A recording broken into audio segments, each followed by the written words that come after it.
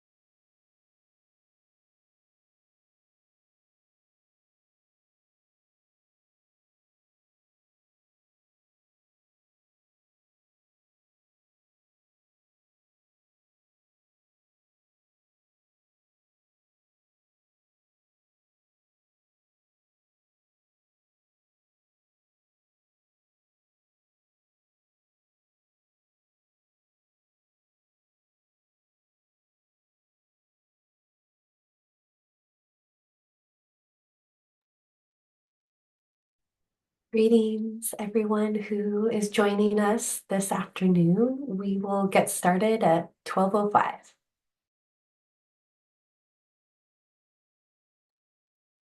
Saludos a todos de ustedes quienes están integrando con nosotros esta tarde. Vamos a dar inicio a esta sesión a las 12:05.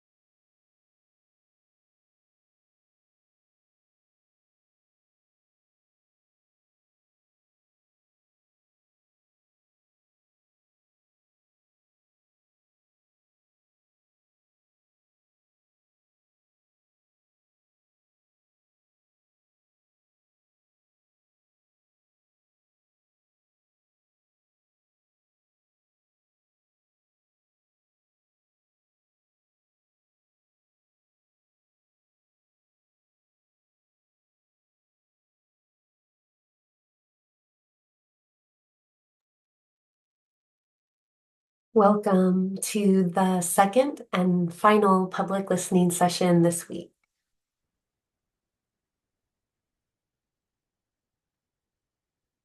Bienvenidos a la segunda y última sesión de escucha pública de esta semana.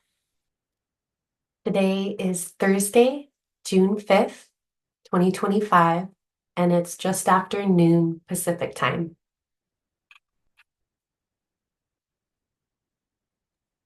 Hoy es el día jueves 5 de junio del 2025, justo después del mediodía en la hora del Pacífico. This session is being recorded and transcribed.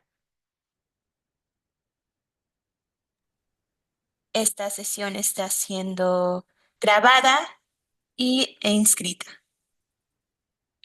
Simultaneous Spanish interpretation is provided and accessed by clicking the interpretation button, which will appear below.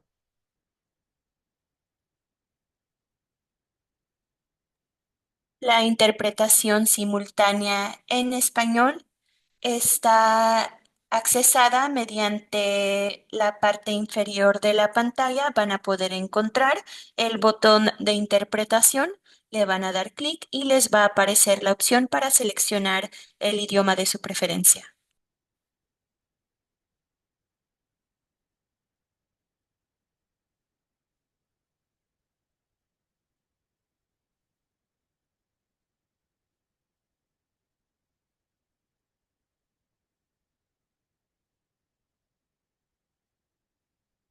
So the interpretation button should be found probably at the bottom of your screen. And we invite all participants to click on that button and choose to participate in either English or Spanish. And this will ensure that everyone will be able to hear all the comments, whether they're provided in English or Spanish.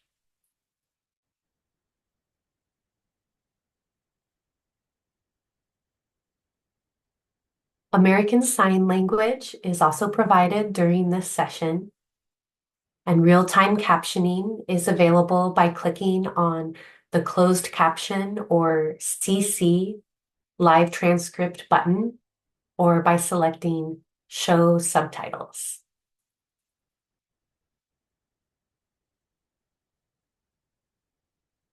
We want to welcome you all and thank you for being here today. We're excited to have this opportunity to learn from you and acknowledge that it takes time and energy to show up and participate in public forums like this. And we thank you for your engagement. We offer these public listening sessions for all members of the public to provide feedback on the administration of the Oregon Psilocybin Services Act, ORS 475A. We want these sessions to be inclusive and accessible. And we'd like to remind you to please remain muted until it is your turn to speak. And we also request that participants remain off camera until it's your turn to speak.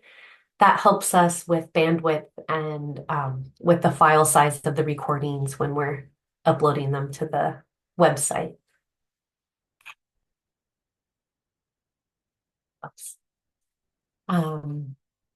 So this public listening session will be open for an hour and a half, and it will close at 1:30 Pacific time. The Oregon Psilocybin Services, or OPS team, is here to listen and learn and take notes. We will not be answering questions during this session, but we will collect any questions that are asked and also provide a summary of themes in a follow-up document that we will post in the weeks after. And just a reminder, this is not a forum to discuss legal matters. And at this time, I would like to pass it over to policy analyst Jessie Sweet to provide us a quick overview of our rulemaking process. Thank you. Thank you, Emily. The Oregon Psilocybin Services Act was passed in 2020 and is now codified in Oregon statute as ORS 475A. We engage in rulemaking to administer the statute, and there is a specific legal process that state agencies follow for official rulemaking. This public listening session is not part of that process. Because OPS is dedicated to public engagement, we want to receive feedback from the public prior to rulemaking. We expect to open and update certain administrative rules every year. The rulemaking process is informed by recommendations from the Oregon Psilocybin Advisory Board and input from Rules Advisory Committees, or RACs. Comments received during public comment period. It is also dependent on whether OPS has authority, capacity, and resources to implement the changes recommended. We are currently accepting applications to serve on our 2025 Rules Advisory Committee. If you are interested in applying, you can find the application on our OPS Administrative Rules webpage, and the deadline to apply is June 16th. The RACs will meet this July to provide input on draft rules. After the RACs provide input, we will publish revised proposed rules and ask for public feedback during the public comment period between September 2nd and September 22nd. Public hearings are scheduled for September 16th and 18th. New and updated rules will likely be adopted in October and will be effective January 1st, 2026. Any suggested changes or proposals that fall outside of ORS 475A cannot be considered within the rulemaking process and would require a legislative change. You can find a link to our current administrative rules on our webpage and receive updates about how to engage by signing up for our email distribution list. Again, this public listening session is not part of the official rulemaking process, but instead an opportunity for members of the public to provide feedback prior to rulemaking. Thank you. Thanks, Jesse.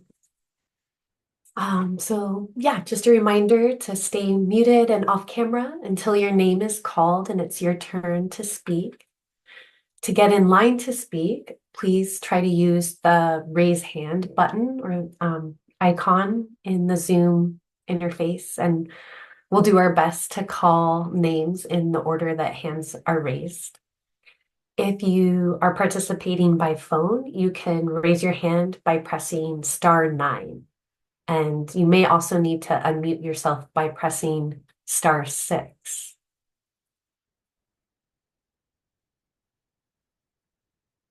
Please plan to have just one opportunity to speak. And if there's extra time for the end of the session, we may have flexibility to hear from people again. We will always try to continue to prioritize hearing from people who we have not yet heard from. We want this to be an open and inclusive space and request that you keep your comments to 3 minutes so that we have time to hear from everyone. We will be using a built-in timer to help you stick to the 3-minute limit. When you have 30 seconds left to speak, you will hear a chime sound, and then at the end of your time, you'll hear those chimes again.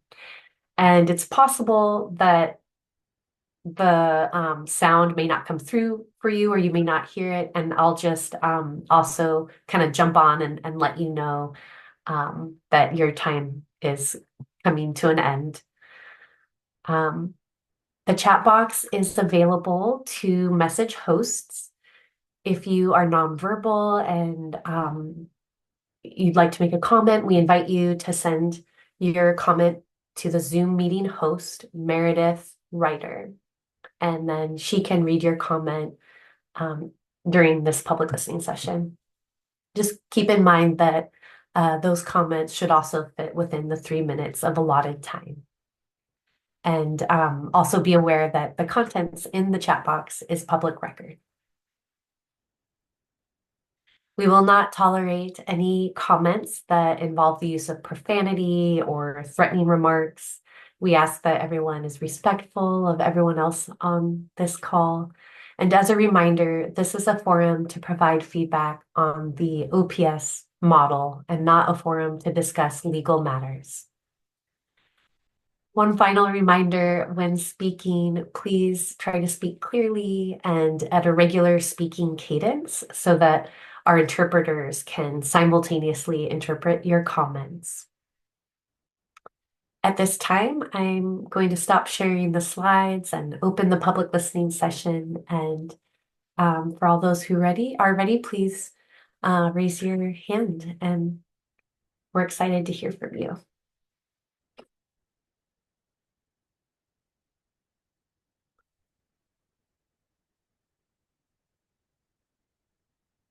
Ahmet. That's Andreas Met. Oh, sorry. Hi, Andreas. Thank you. Hi there. Let me know when the timer starts. Yeah, go ahead. Thank you. Thank you very much. I'm just going to read this statement. I wrote it and submitted it for the record as well. My name is Andreas Met. I'm the co-founder of Satya Therapeutics. Thanks for the opportunity to speak today. And I'm going to talk about a few things here. Satya operates one of the first licensed psilocybin service centers in Oregon and also as a manufacturing operation. And I'm also a facilitator. Since our founding, we've had the privilege of serving over 1,000 clients and producing tens of thousands of milligrams of psilocybin mushrooms, not only for our own clients, but also for those at 7 other service centers across the state. Personally, I've guided more than 130 clients through individual heroic dose journeys, quote unquote. I share this background just to underscore my deep commitment to this field and my firsthand perspective on the opportunities and challenges we face as an industry. I'd like to celebrate some success here. First and foremost, I want to acknowledge the remarkable impact this program has had on the lives of Oregonians. The collaborative efforts of service centers, facilitators, manufacturers, and testing labs has resulted in a program that is both effective and safe. Thousands of individuals, including veterans and first responders, have reported significant improvements in their mental health and well-being. The research and our lived experience both confirm that psilocybin, when administered in a regulated, supportive environment, is among the safest and most promising options for mental health care. There's opportunities for improvements. At the same time, I have to share some concerns from the perspective of operators. I'm an operator, service centers are operators.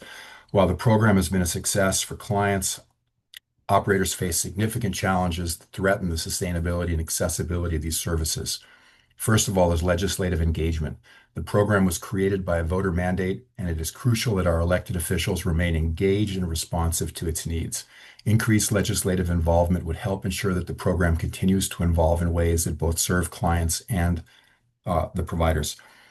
Regulatory flexibility. The Oregon Health Authority has been thoughtful and dedicated partner, and I appreciate the professionalism of the licensing and compliance teams.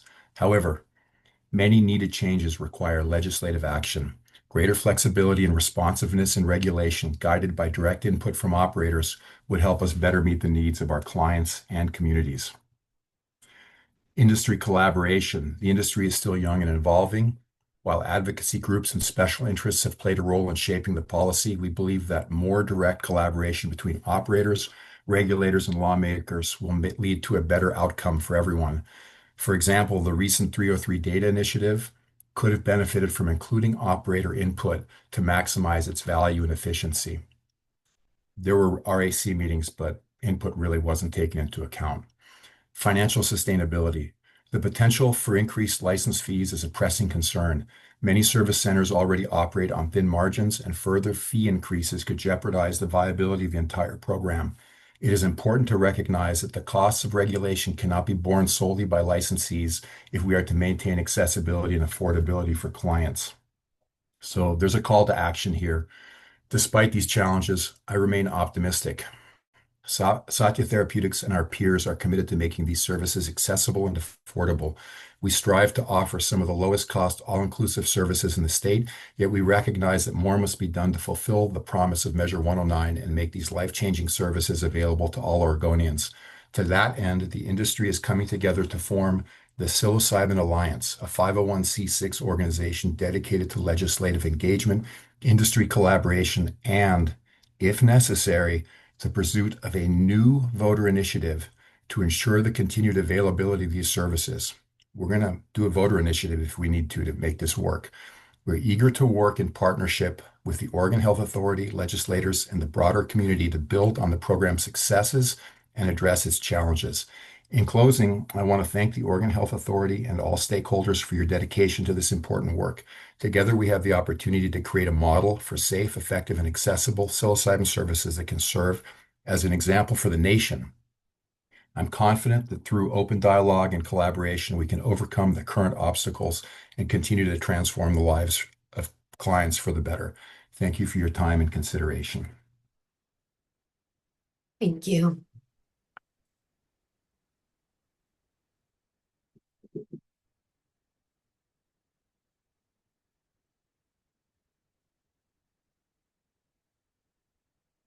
Heidi. Hi there. I'm going to echo a lot of things Andreas just said, but my name is Heidi Pendergast. I'm the Oregon Director for the Healing Advocacy Fund, a nonprofit dedicated to protecting and expanding safe, affordable access to psychedelic healing. Oregon's psilocybin service program has served over 10,000 clients, including individuals facing treatment-resistant depression, anxiety, PTSD, addiction, and end-of-life distress, and these individuals are finally jumpstarting their mental health journey. Out of those 10,000 clients, there have only been 12 calls to emergency services during admin sessions, which is 1/10 of 1% of the total clients who have come through this program. This is a testament to the care and commitment to safety by service centers and facilitators for clients. This program and these providers have demonstrated the gravity and integrity with which they take this work. And it's time to reevaluate these regulations that can make businesses more viable as this program and industry gets off the ground. There are several items that have been shared by the Oregon Psilocybin Service Center Collective and others that the Healing Advocacy Fund would also like to share support for, including the use of service centers outside of operating hours, allowing greater flexibility for service centers to utilize their incredible spaces for other events when there are no psilocybin administration sessions happening. Microdosing preparation. Microdosing is a fundamentally different experience than that of a perceptual dose and should be treated as such. Having clients fill out the same packet of information days apart does not increase safety. Preparation paperwork should be streamlined for clients to utilize subperceptual doses in a way that allows the client and businesses to save time without jeopardizing safety. Additionally, allowing documented ownership of secondary dose and secure storage in the limited access area or administration rooms. The service center operators and facilitators are leaders in this field. They are the ones on the ground doing this work, and I hope the OHA takes their guidance on these matters. Additionally, earlier this year, service centers submitted the first round of SB 303 data. Multiple service centers have raised issues around microdoses skewing the average dose in the program, among other issues and questions. There are improvements that need to be made based off of the first round of submissions. We recommend the OHA open rulemaking for SB 303 to consider feedback from service providers, from OHSU, who's evaluating the data, and to try to streamline the client experience. Andreas mentioned the RAC, and this came up a lot there, but a lot of them were not incorporated into the final paperwork and process for SB 303. SB 303 is critical to understanding the usage of Oregon's program, particularly as we look to advocate for financial sustainability and business viability within the OPS program. Thank you to all the service centers and providers who have done the unthinkable as they've brought the nation's first psilocybin therapy program to scale with client safety at the forefront. And thank you to OHA for all the work that you all have done on this. Thank you.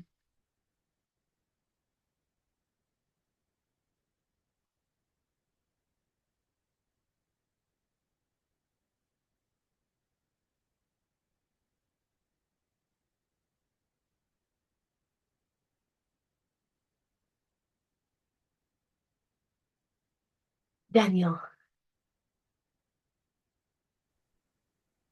Hello. Nice to meet you. Nice to be here, everybody. I own Rose City Laboratories, Portland, Oregon, and we are the only licensed laboratory currently doing the testing. The industry is in a turmoil. It does need everything that the two previous speakers said. It's really hard to follow that. But as the only laboratory, it was hard for me to financially renew this year because of the cost and because of how the industry is running. If the industry gets any worse, I'm not sure what I'm going to decide to do. Luckily, my laboratory does make money in other industries, but this industry needs help. It needs the regulators to work with the people that have the boots on the ground, and flexibility in the regulations. If we could learn anything, we could learn from the cannabis industry. It seemed to be a whole lot smoother. They worked with us because we had more experience when the cannabis finally rolled out. This is no different. The people with the boots on the ground are the people that know and understand what's going on. We just want our voice heard a little bit more.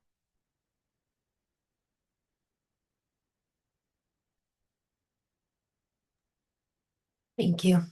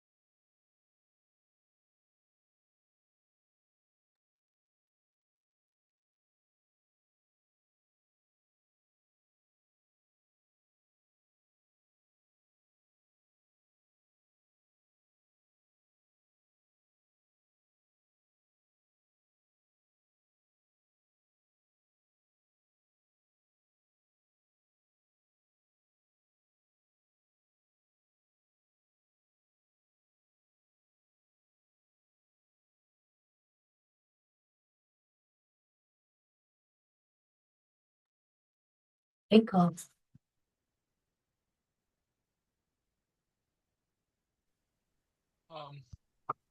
Yeah, thank you for this opportunity. Uh,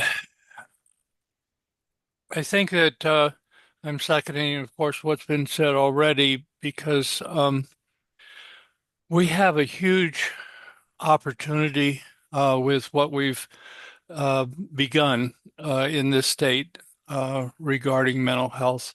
No question about that. The way I present it to clients is that in counseling, you're working with the cognitive.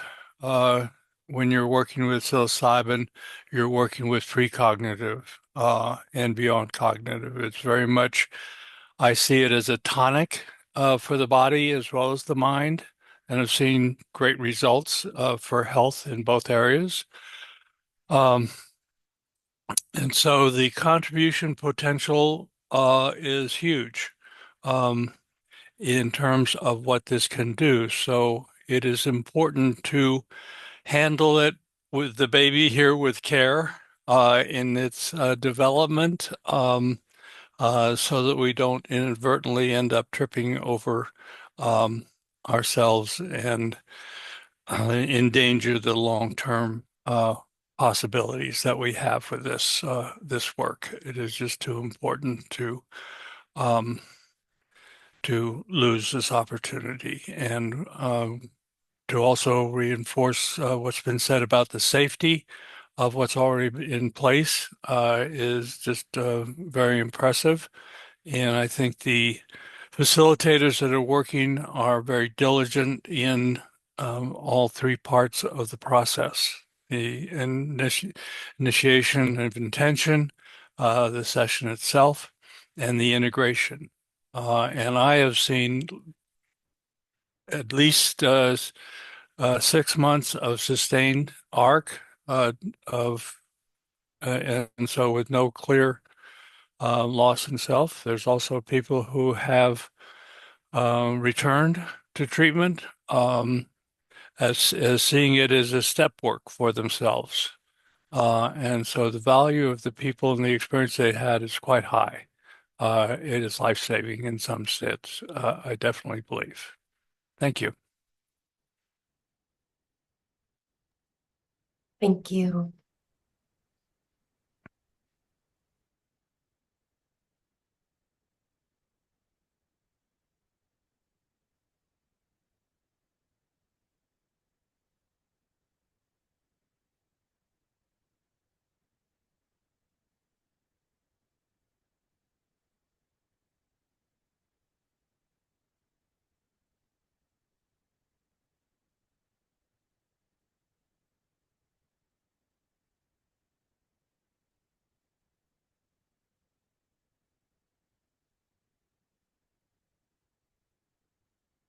Anne. Guys, it's really cool to be here. Thanks for doing this, and thanks to our interpreters as well. Thanks for being here. I love watching you work. I'm the executive director of a nonprofit called the Survivorship Collective. We're a nonprofit that's dedicated to supporting people living with and beyond cancer. I'm a cancer survivor myself. I had advanced stage breast cancer in my early 30s. And we're committed to helping people navigate the emotional and spiritual aftermath of a serious illness. A lot of the people we work with are stage 4, and having a psilocybin experience that's legal and safe and outside of a clinical trial, because those are hard to find, is really essential to our community's thriving. And our mission is to create access to holistic, trauma-informed care, especially legal psilocybin experiences in Oregon that address death anxiety, medical trauma, and the deep need for meaning making after a life-threatening illness and during a life-threatening illness. Our program is designed to, and by and for survivors. We blend peer support, licensed facilitation, and culturally grounded integration. We serve people who are often overlooked in traditional systems of care. I was one of those people. Those who seek not just to survive, but to heal. As we continue to learn from the outcomes and expand our reach, one truth is clear.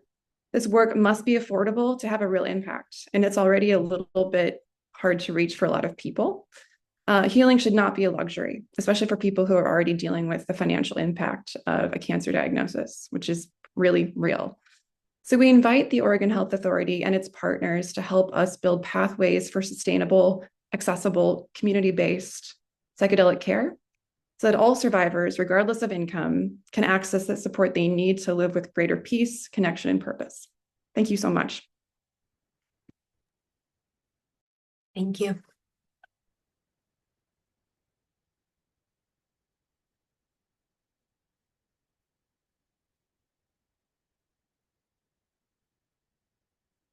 Chris. Hi. Hi, this is Chris Caldwell, and I'm the founder and executive director for the nonprofit End of Life Psychedelic Care. So I thought this would be great timing to speak after Anne. I want to echo what she said, of course, and support what she said. One of the things I think about as a nonprofit owner, but I used to be a for-profit owner. And the demand side is something that we could use a lot of work on. Yes, we've served more than 10,000 people now very successfully with such low incidences. This is amazing. But in any case, one of the things I thought the law was supposed to provide was public education. And I think if there was a concerted effort for a public health education program, then we could, I would say, drive demand, of course, from a business perspective, but more importantly, let people know that this service is available and the benefits of it. I will only speak for myself, but I educate the community all the time, and I do that at no charge. And I'm definitely happy to participate in any educational program that OHA might want to sponsor. Thank you. Thank you.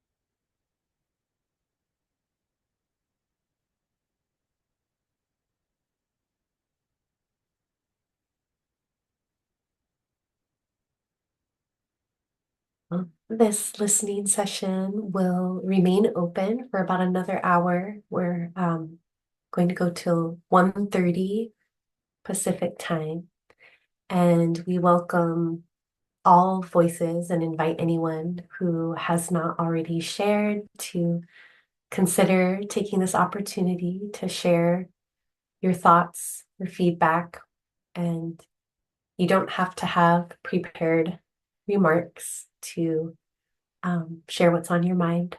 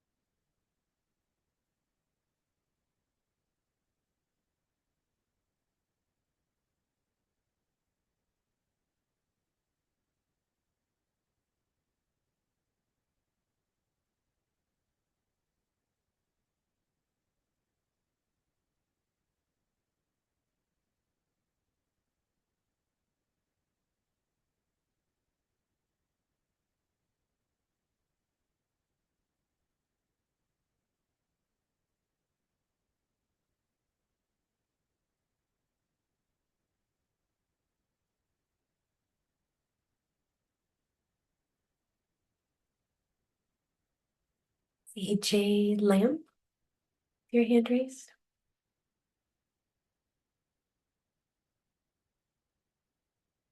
Oh, maybe not. Hi. Oh, there you are. Hi. Hi. Yeah, I can't turn my camera on because I do not have good connection here. My name is Jason Lampman. I I just wanted to give comment, but so yeah, for the record, I'm Jason Lampman, and I am a business owner here in Oregon, farmer. I've been involved with policy work for cannabis and hemp, and I'm looking at entering this industry. I've been watching closely since well, I guess since it passed. And first of all, I guess thank you to everyone at OPS and OHA for the enormous effort that it has definitely taken and all the hard work everyone has done. I've seen through the years. It's uh, it's hard to build a framework from scratch. So I I I think that the most important and resounding thing is the high costs and restrictive rules, and we see that in other industries as well too.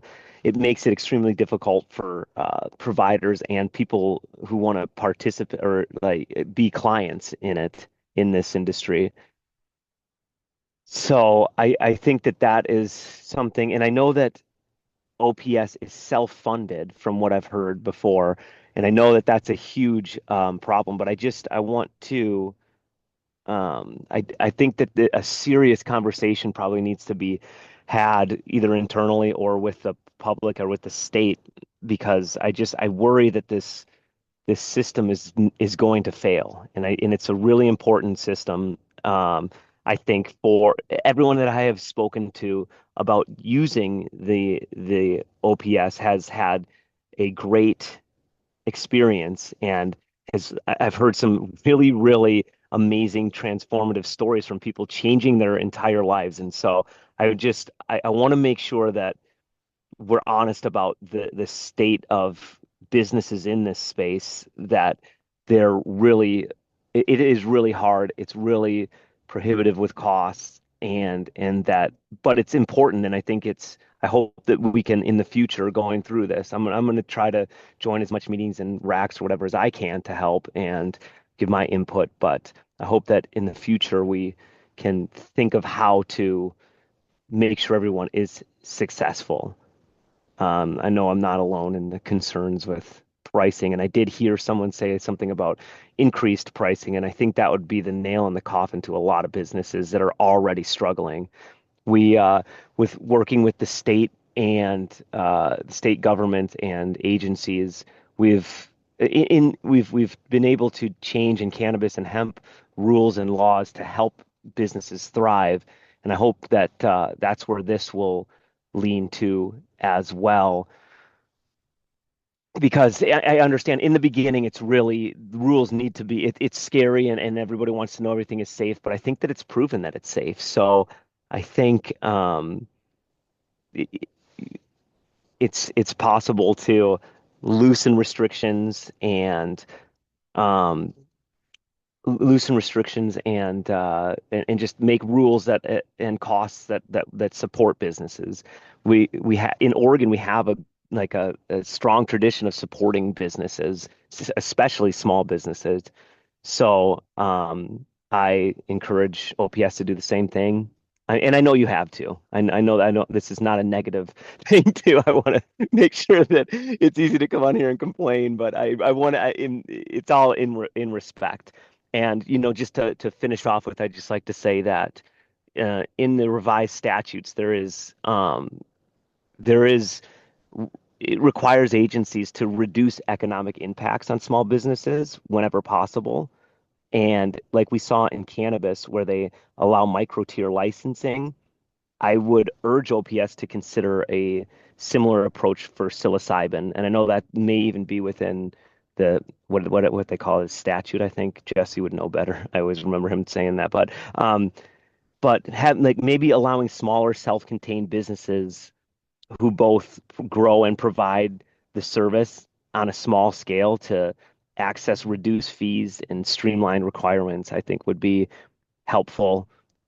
But getting there is, I'm sure, not an easy path. But I just want us to all be honest and about the state of the industry and the businesses that I've spoken to. So yeah, looking forward to a better future for this because this is really important stuff. So thanks a lot for your hard work and look forward to um, seeing where this goes. Thank you.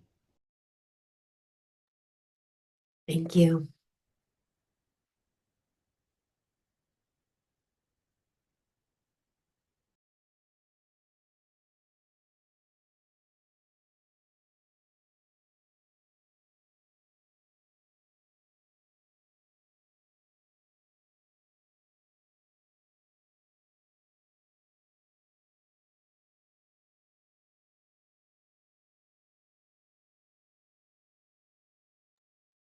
Chris.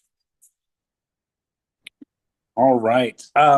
So just a thought that I've had, and I'm curious if Oregon Psilocybin Services has considered this, but have they been in talks with the PEB board about covering some part of the process for psilocybin, whether that's the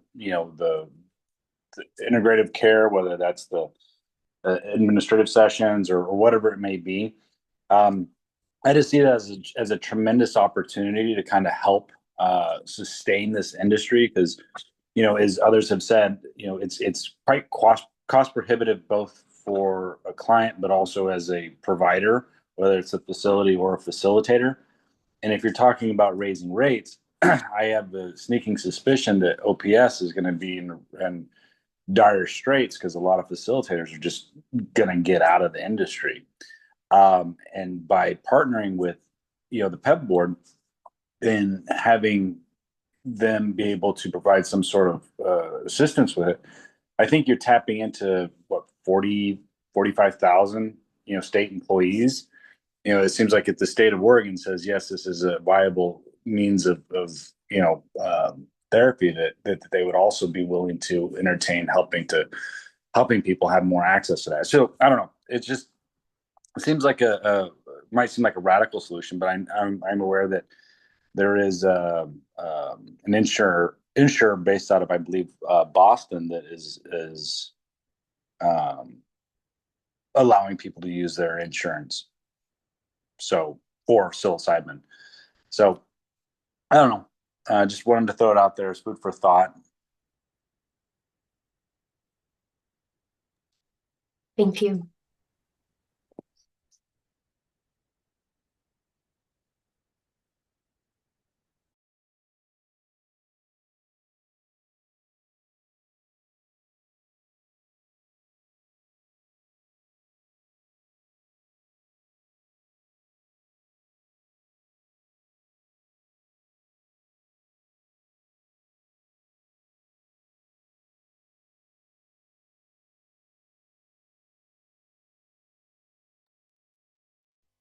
We are about halfway through our session today, and I see, Andreas, you have your hand raised again. And I think at this point, we can allow people who have commented already to offer a second comment if you'd like. So go ahead. Thank you. I don't know how the video quality is here. I probably look kind of dark. Thank you for allowing me the opportunity to speak again. I think one of the important things that we would look for as an industry is some transparency or more transparency around the budgeting process. And I have a suggestion. The conversations that I've heard, it's all hearsay because I don't really know what's happening. The conversations we've heard is that maybe if we double license fees, we can cover a $3.5 million shortfall. And I think it would be a valuable exercise to go through, and I'm going to do that right now, of what licensing fees look like presently if there are 20 service centers, one lab, 100 facilitators operating, and 5 manufacturers, which is a much larger number that we'll see if license fees goes up. In other words, if licensing fees go up, you will not see 20 service centers. There may be 100 facilitators. There may be one manufacturer, and there may not be a testing lab. And if there were 20 service centers at $10,000 a piece, that's $200,000 in fees. If there are 100 facilitators at $2,000 a license, that's $200,000 of fees. One lab is $10,000 of fees, and five manufacturers is $50,000 of fees, which gets you to the large number of $460,000. Double licensing fees, and that goes down. Maybe you'll have $750,000 of revenues coming in from licensing fees. I think anybody looking at these kind of numbers will understand that raising licensing fees does not solve the problem in any way whatsoever. And I think the reality of looking at that is a very important exercise that I hope and suggest that anyone working on the budgets in Salem right now, they take a look at it from that standpoint. This program needs to be protected. If I told you that we could, for a $750,000 program, change dramatically the lives of first responders or people with treatment-resistant depression, and we could do 7,000 life transformations for a $750,000 program, I'd say, wow, bring it on. We want that. That's why we need to protect this program. But we also have to be very realistic about the fact that raising licensing fees is not the only solution. And it's probably, like a prior speaker said, a nail in the coffin for the industry. Thank you.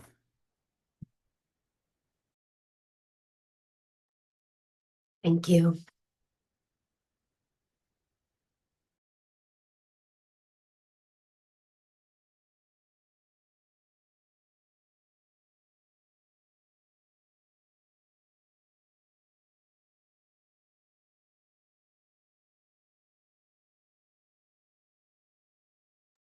Michael. Uh, just running this up the flagpole. Um, one option could be at some point in time, I would imagine that psilocybin therapy would be considered as something coverable by the Oregon Health Plan. And again, just running it up the flagpole. Thank you. Thank you.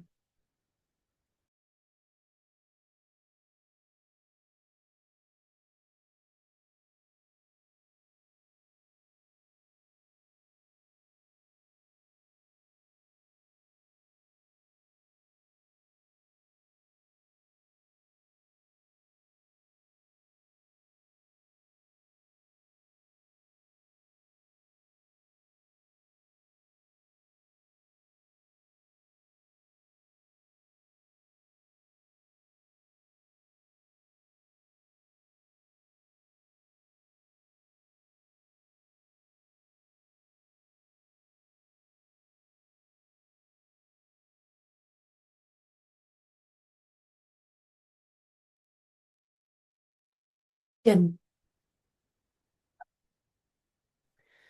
Hello there, yeah, and thank you for putting on this forum and letting me speak. I think most of the points that I wanted to cover was very deftly handled by Heidi Pendergast.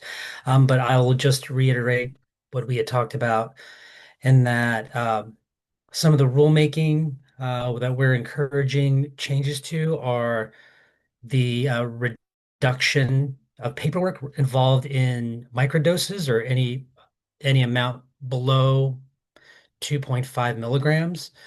Eliminate any kind of transportation plan for those doses under 2.5 milligrams. The duration of administration sessions can vary between clients, especially those that are taking an SSRI or antidepressant. So their journeys tend to be a little bit more truncated. So maybe a later startup and a closer come down. So holding those clients longer than they feel comfortable is a little bit of a pinch point for us as a service center. Oh, I'm sorry. I'll have to identify myself as Jim Yu, and I'm the service center manager for Vital Reset. We would also like to encourage the use of service centers outside of operating hours. In a previous listening session, I think my boss had definitely said that, when we are not in operation, our safe is locked. The administration area where the safe is housed is locked, so there's no access to those areas. So that could be a requirement that any use of those service centers outside of normal operating hours or outside of serving clients could be used for other opportunities, maybe a yoga class, maybe a massage, some way for us to help offset the costs of our lease. Um, it would be nice to be able to offer an amount of microdoses for sale at the service centers. I know that might be a stretch, but hey, while we're here, we might as well aim for the grandstands, right? Hoping to allow people to purchase microdoses for individual use at home. You know, we've had a few commenters jump on that are working in the cannabis industry or have cannabis experience, as I do myself from the past. But I'm going to stress that psilocybin is not cannabis. So, cannabis, you have recreational use, you have dispensaries. We do not have any recreational use allowances within the OPS model for psilocybin. Psilocybin, the more you try to use it, the less effective it becomes. There's very little evidence to show that it's been addictive. Even if we have clients who have gone through a macrodose journey, express that they would like to do another one, we don't even recommend it in in a time frame that's less than a quarter, so 3 to 4 months. We've had repeat clients come back at 6 months. Sometimes they come back a year later because, like a previous speaker had said, sometimes there's just more work that needs to be done. So that's completely on the client side that they've decided that they want to come back. It's not something that we push necessarily, but it would be nice to just have that leniency to be able to pursue these goals to make our system a little bit more viable for the service centers and the practitioners. With a lot of talk has been raised about raising licensing fees, and I'm in agreement with Andreas is that I am just concerned that that's just going to push more practitioners, specifically facilitators, to go underground and serve clients outside of the legal and regulated framework. Now, I think everybody here is a real proponent about doing this the right way. And that means legally under the right framework, but we have to have a little bit more flexibility. And I'm really hoping that OPS takes these listening sessions seriously and really let the people who, again, someone had said are boots on the ground, really help determine, what is appropriate for this industry to continue to grow. And the thing is that more and more people are going to be looking for services that are going to be coming in from outside of our state, and that's just more opportunity for business, tourism, people who are staying overnight or maybe staying multiple days or even a week. One of our selling points in Hood River is that we're just a beautiful community to rest and relax if you're into outdoors. So that's something that we can push at our service center. But if we can't advertise, which I know there's a ban on advertising, especially within a certain area that's close to a school, all these restrictions that are put on cannabis, I don't think apply to psilocybin. And I appreciate that they're using the cannabis model to kind of create the psilocybin model, but psilocybin and cannabis, again, are two completely different things. The only similarities they have is that they're plants. And thank you so much for listening, and I am going to sign off. Thank you. I see Mason's hand is up. Hi, good afternoon. So, a lot of the comments I've heard have focused on the financial challenges for people who are operating businesses and the affordability of clients. And having followed this industry since its inception, that seems to be the greatest problem. And I agree with the individual who said that um,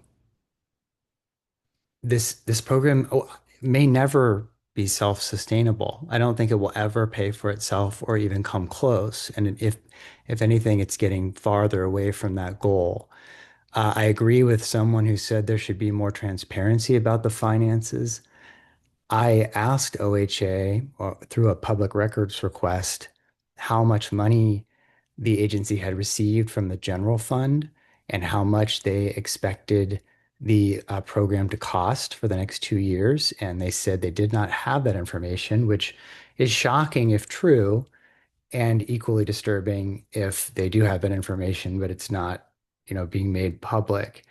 Yeah, the suggestion from Jim actually is the best idea I've heard, I think, to infuse cash into the program to allow people to purchase microdoses and take them home. Obviously, that's not possible under the current legislation, so that would require an amendment.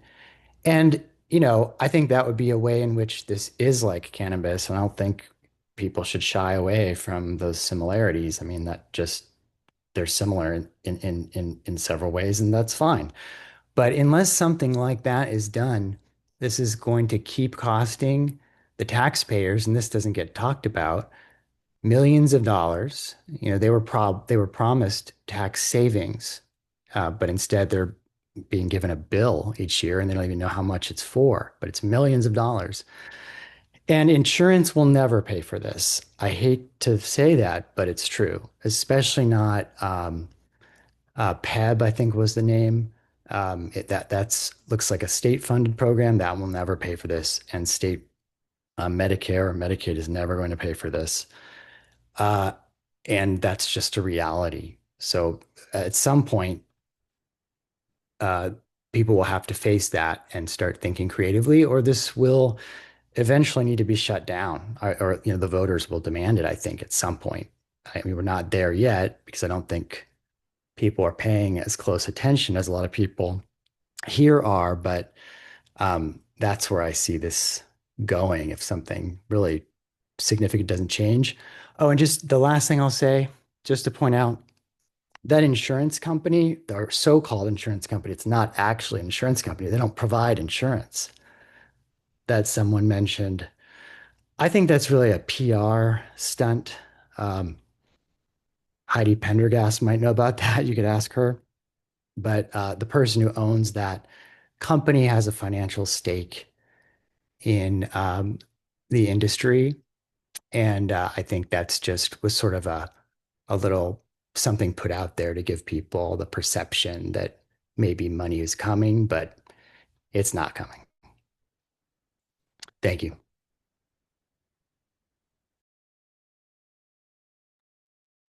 Thank you. Michael Briggs. Yeah, great. Thank you for taking the time to have this session and be available for these comments. I really do appreciate it. My name is Michael Briggs. I am the president of Spiritus Oregon, which is a licensed manufacturer in this industry. And, as always with these sessions, there's a lot of reiterating of what people have already said, but, I think it's worthwhile to share my view and my perspective, especially from the manufacturing side of things. So, at this point in time, I think we are at a juncture where we need to look very, very closely at what rules can be eased and or eliminated. And I do know based on the legislation, there is a significant amount of leeway that OPS has within defining. So in terms of things like, the session durations, right? The legislation says that OPS defines session durations, doesn't define what the session durations are. It's up to OPS to define that. So if we talk about things like microdoses, yeah, maybe you can't take it home, but if you walk in, take it and leave, right? A session duration of a minute, as long as you're consuming on site, that is something that's allowable under the law. So things like that, really looking at allowances under the current law, I think are really critical. And I mention this because as people have stated already, right, this was intended to be a cash funded industry. This was not intended to be taxpayer funded. And we've seen a pretty significant exodus of businesses over the last year or two from licensees. We've gone from a total, I think at the highest, there were 11 or 12 licensed manufacturers. We're down to 6 or 7. Service centers at the height, it was getting close to 35. I think now we're down in the low 20s. We've seen a lot of businesses exit, and naturally, that's going to happen. But, at a certain point, this is not going to be sustainable. And I think something that is really important to consider is the optics of Oregon being the first state to move this forward. And so many states that have come after have referenced Oregon as the way forward. And if Oregon's program fails, not only is that going to be a huge hit to the industry, but it is going to be a huge hit to the reputation of the state of Oregon, right? If New Mexico in their legislation has explicitly stated, because of the success in Oregon, we're doing this, and then the Oregon program fails, that's not going to go over well. And so I think it's really important to keep that in mind when discussing these things, right? Obviously, as a business owner, I am concerned with sustainability and longevity of my own business, but there are a lot of other elements at play here, especially when we're considering the optics on the national stage. So with that wraps up my comments. Thank you very much. Thank you.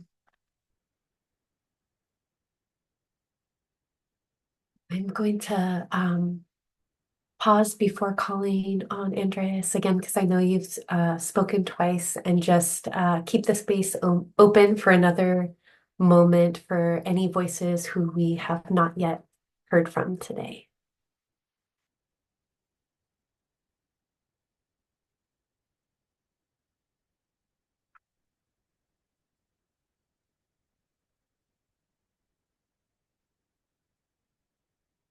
And while we hold this space open for a little bit longer, I just want to recognize that some people are coming to the public listening session today with different perspectives and experiences. Some have been maybe following the rulemaking process closely over the years. Some are here maybe for the first time, and all perspectives are welcome. And we're especially interested in hearing from people we haven't yet heard from, and that includes those who may be in the Spanish room. We want to make sure that you have space and that we receive your comments.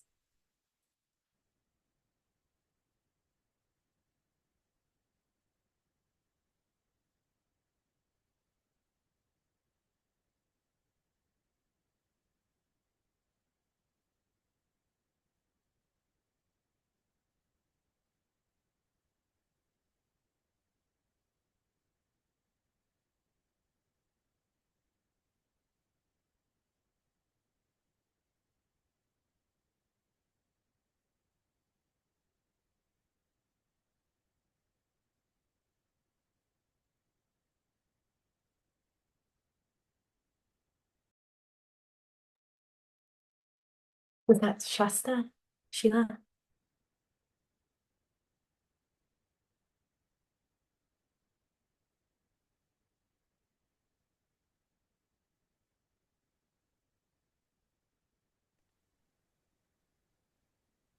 I think I heard my name. You said Shasta and then Sheila. Is it okay Sheila, to call on? sorry.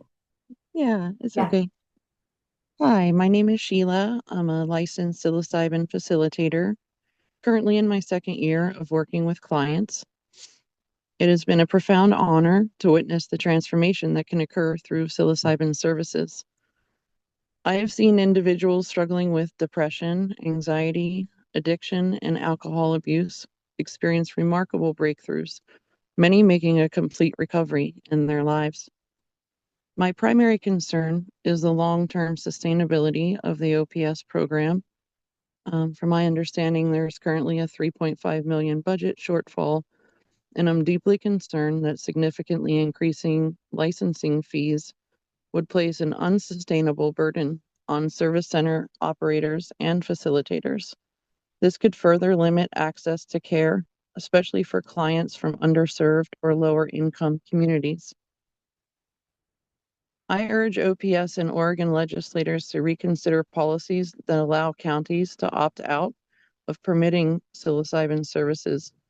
Measure 109 was passed by Oregon voters with the intention of providing equitable access to this healing modality, and these local bans undermine that vision, disproportionately affecting rural communities and weakening the foundation for long-term success of our program. Thank you for considering my comments. I believe that by working together, we can preserve and strengthen this program so that it can continue to bring healing and hope to those who need it most.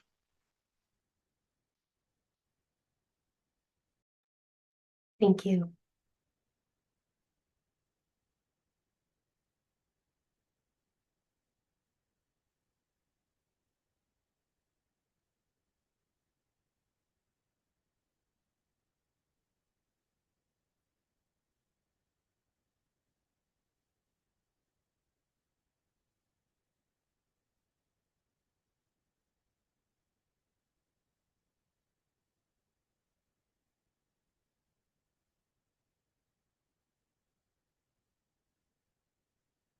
I'm going to first call on Carrie.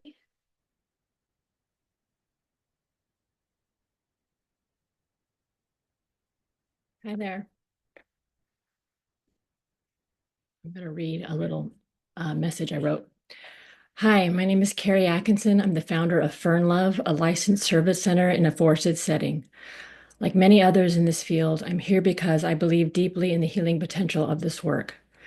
I've invested not just money, but years of effort and heart into creating a safe, supportive space where transformation can happen. I'm also on the verge of investing a significant amount more to upgrade my facility, but with the threat of program closure, I'm putting these plans on hold. Just last month, we hosted a group of 8 breast cancer survivors who had profound positive experiences during their psilocybin journeys. These are the kinds of outcomes this program makes possible. And yet now, through no fault of our own, the entire program is at risk because of budgeting and forecasting miscalculations at OHA. We followed every rule. We made costly facility upgrades. Now, with the budget shortfalls, we're being asked to shoulder the consequences of a shortfall we didn't create via proposed fee increases. I urge OHA to acknowledge its role in this and take meaningful action, not by increasing fees, but by collaborating with us to build a viable, sustainable path forward with budget transparency. This work is too important and the need too great to let the program collapse just as it's beginning to take root. Thank you. Thank you.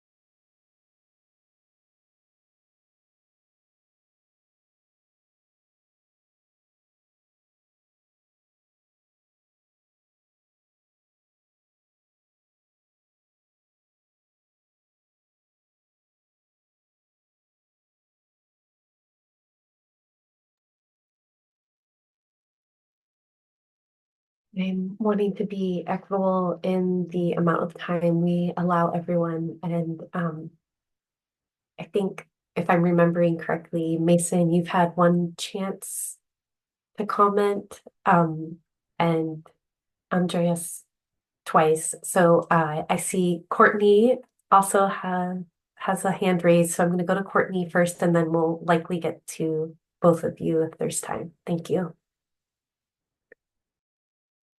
Yeah, hi, can you hear me? Okay. Yeah, my name is Courtney Campbell. I'm founder, operator of Chariot. We're a licensed service center in Portland. Yeah, I think sort of like what we know about this program is that it works. Clients are having incredible experiences and addressing some real mental health issues that they've been previously unsuccessful in sort of addressing, which is why myself and a number of the other operators are in this space because we believe in this. We know it works. We know it's safe. I mean, Heidi gave some facts about the number of times emergency services have been called. So it's safe, it works, and it's expensive, right? And why is it so expensive?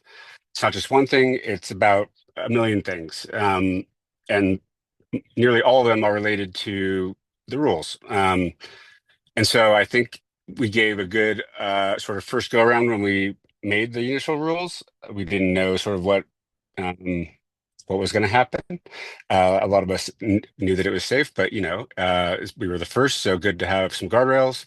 I think it would be helpful if now we sat down and went through the rules and identified what is still important, what no longer serves us, what makes it more expensive, from minimum duration times to end of session and secondary dosing, tracking, product storage. All these little things, they're small, but they start to add up and they start to cost money, and they make it so at some point it becomes too expensive to operate in. And while that would be a real shame to exit this industry, at some point that becomes a reality for all of us.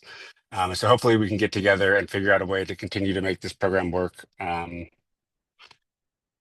Yeah, that's all I got. Thank you.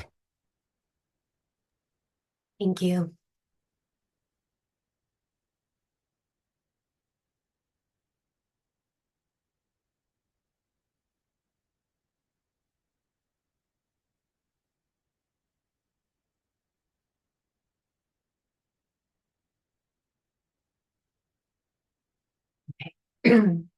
Mason, I believe you've only commented once, so go ahead. Thank you. I'll be brief. I think there's some really interesting ideas proposed. Like just eliminating that duration, that time period of people microdosing. I mean, that was something discussed during the initial rulemaking process, and that would make a lot of sense. Um, and I think pose negligible risk, and most people would might agree with that. I don't know, but I think it was something I didn't mention. People have talked a little bit about SB 303 and the burdens it puts on service center operators, and I would really think about that. That was something that initially, when proposed by Elizabeth Steiner Hayward and the Healing Advocacy Fund, they said it would have no cost associated with it. That, of course, didn't make any sense. So that was amended to, I think, just a bit over $200,000 a year as the cost. I don't know what it currently is, but it's adding to your expenses. That the money that's being spent to sustain that program could be spent supporting businesses and keeping their doors open. So, I mean, every time you have to fill out that data, I would think about that. It's not very useful data. It's not helpful from a scientific perspective.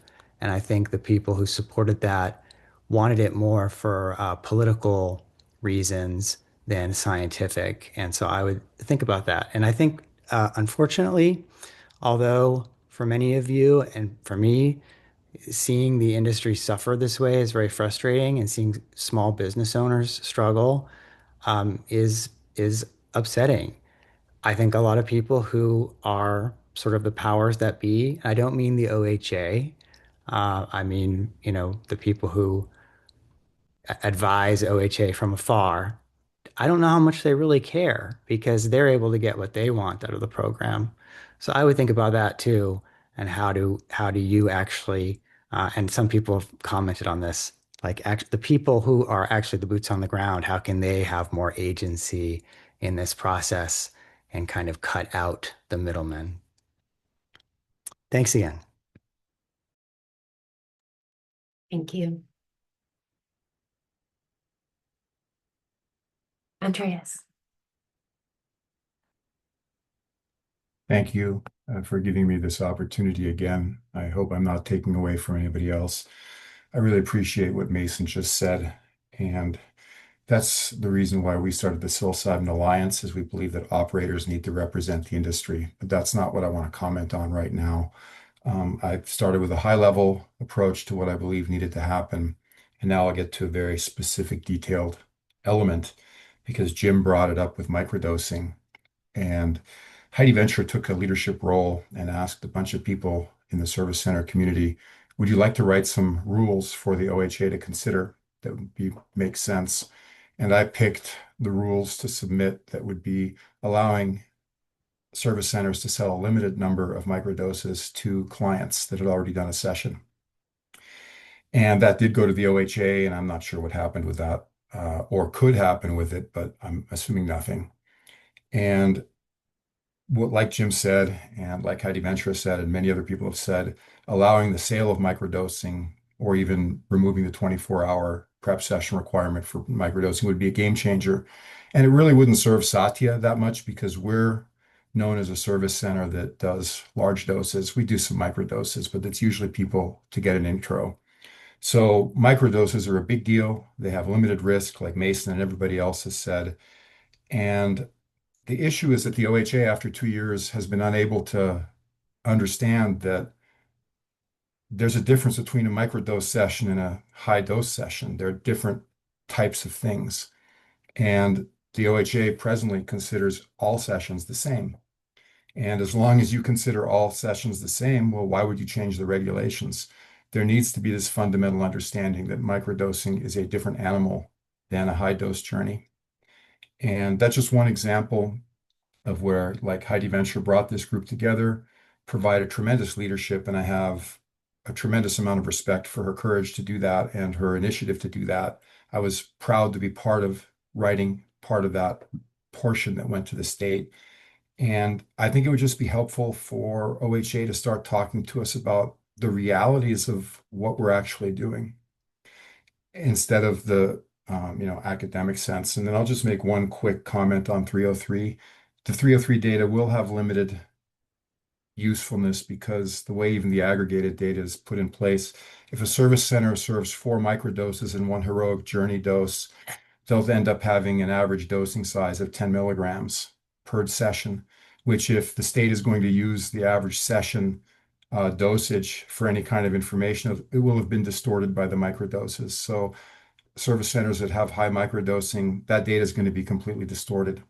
Low income clients that are on social equity programs will gladly write down their income. High income customers tend to opt out of answering those questions. So the distortion in the data from that standpoint is going to be to make it look like we're serving lower income clients because the high income clients are self-selecting out. People don't really like to write down on a piece of paper that they made $570,000 last year. But people that are getting social equity like to fill out that they're not making much money. That may be something that we're going to see. So again, I think it would be helpful for a realistic view of if we're going to continue doing 303 data, which could serve a really valuable purpose, that we would make it realistic and there would actually be a model of what the industry is, as opposed to some academics and some people that are disconnected from the industry coming up with an idea of what would be helpful. There's a lot of that happening.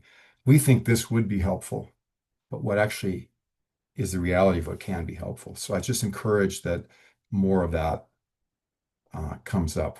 What actually will be helpful, and let's work on it with the people that know what's going on. Thank you. And that's the last time I'll ask to speak. Thank you.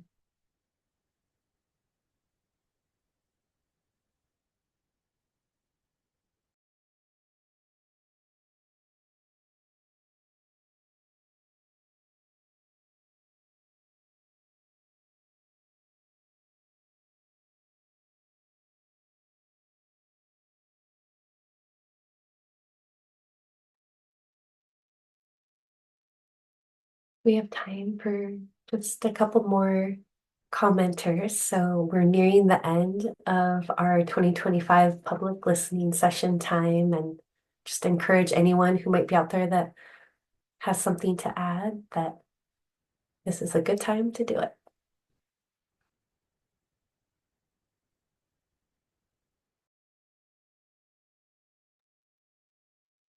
Michael, I see your hand raised again.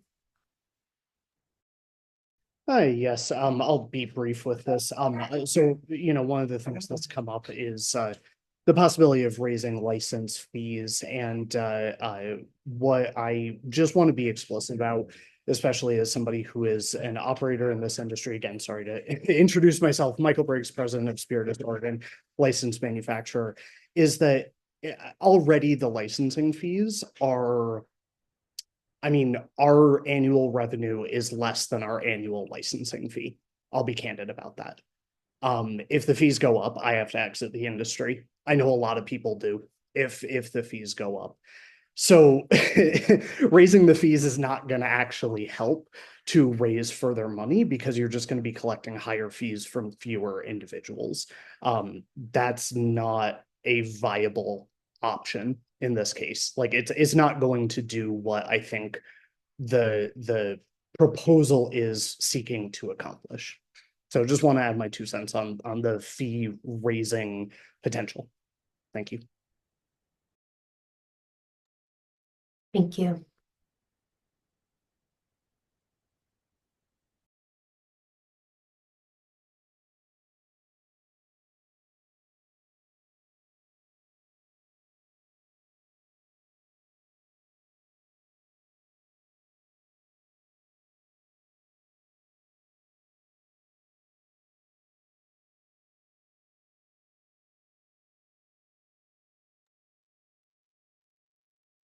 We probably have time for one more comment.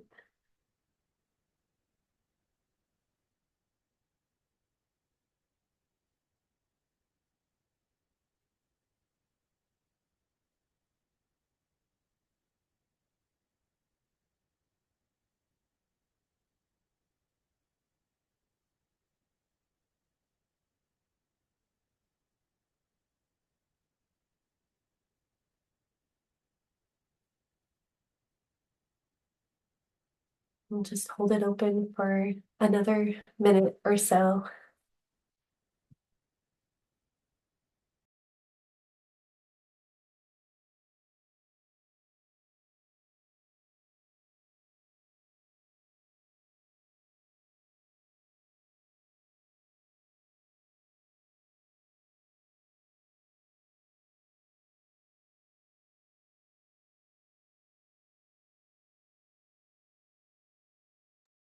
Jason.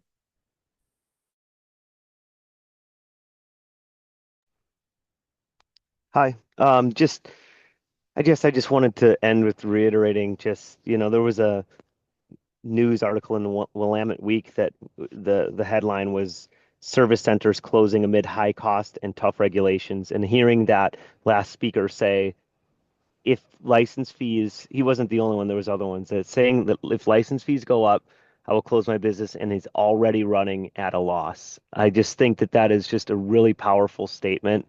And I think that I think that whatever needs to be done to, I guess my thought is that this isn't working, and we need to at all costs have the tough conversations of what do we need to do to make sure that this is successful, and what can we change. I think right now is the time to do it, not later looking back saying what happened, what did we do wrong. We're talking about it right now.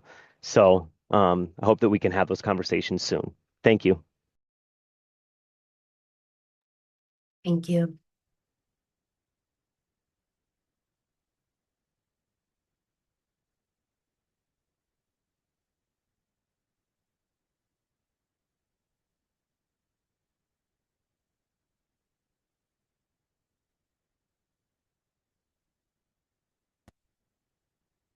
I'm going to close with sharing just a few more ways that everyone here can remain engaged.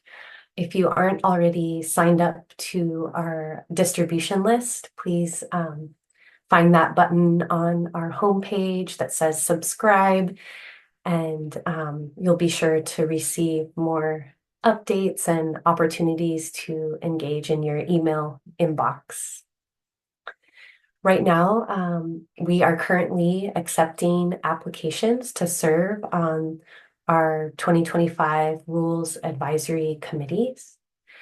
Those applications can be found, there's a link under news on our homepage, and you can also go to our administrative rules page to learn more about the rules advisory committees, and there you'll also find an application that you can submit by the deadline of Monday, June 16th.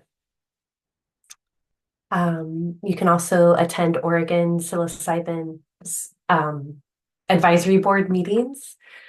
The board meets quarterly, and the next meeting is August 1st, 2025. The details around that meeting can be found also on our webpage about the Oregon Psilocybin Advisory Board. There's always a public comment period. And we hope that all of you will continue to follow the work through the summer and join us in September for the public comment period. During the scheduled public comment period, we will have our proposed rules posted and also sent out to the distribution list. And at that time, we would love to hear from you all again, either in writing by submitting your comments in email or by attending one of the public hearings that we'll have scheduled in September. And with that, I want to just thank you all again for joining us today. We have our website address here, and also we always welcome your questions or comments in our general inbox. It's oha.psilocybin@oha.oregon.gov. And with that, we'll close our public listening session. And thank you all again for attending, participating, and sharing your comments. Have a good rest of your day.